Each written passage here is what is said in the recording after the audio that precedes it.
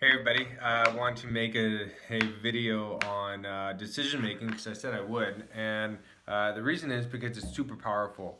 A lot of times we make decisions and we don't do it in a way that can serve us the best. And what I mean is that whenever we are making a decision, first of all, we're making hundreds, if not a thousand decisions a day, either consciously or, um, big decisions, small decisions, what to eat, who to talk to. Um, maybe you're walking by somebody in the hallway and you don't really know them that well, so you make a decision to keep your head down or use your phone. Maybe you make the smallest decisions. The door's open. I'm gonna close it real quick. But maybe you make the smallest decisions. But decisions are so powerful because they really do um, give you direction in your life. And a pretty popular metaphor that I like, that I've heard so many times within the last couple of months. I don't know why, but I've heard this metaphor a lot. And it says, um, uh, the metaphor is about an airplane taking off from uh, LA to New York, and the um, the airplane, the pilot will be off 95-90% of the time because there's so many, the wind direction and the pressures will push the plane off. So you constantly have to be recorrecting yourself, making new decisions, but staying focused on your goal. And so there's two things that I personally have learned about decision making that I wanted to give to you that I feel that it's really powerful. Um, Never make a decision when you're feeling depressed, when you're feeling angry, when you feel stressed, when you feel anxiety.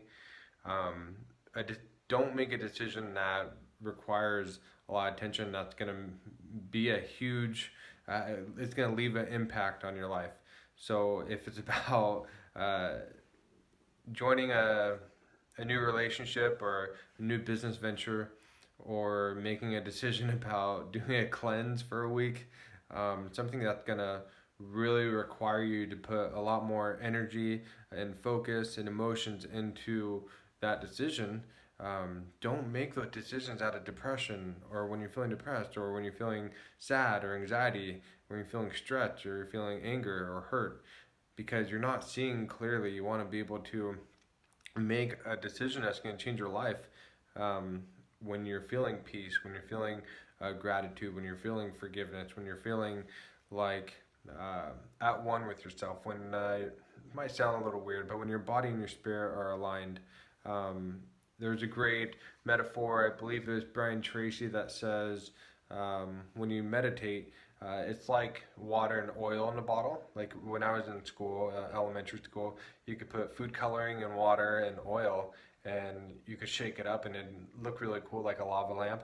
But then if you let it sit there for 20 minutes, it separates, and the oil and the water separates into its own place. And so it's kind of what happens when we meditate with our body and our spirit, things aligned. And so when you want to make a decision that's going to have a huge impact, you want to make sure that you have emotional baggage that's released. When you're feeling angry, figure it out, resolve it with a person or with yourself, and release that. There's a couple of things that you can do to get rid of that baggage, and I'll share those with you later. However, making decisions, another really powerful tool. I'll probably share this again in another video, but making a decision based on probability versus trying to feel certain that the decision that you're making is 100% correct. That decision is 100% right. Because the reason why that doesn't work is because you're trying to make a decision based on probability. And if you're, or you're trying to make a decision based on certainty, and certainty is an emotion, and you will never be clear in an emotion because it's not. It's just there's too much gray area.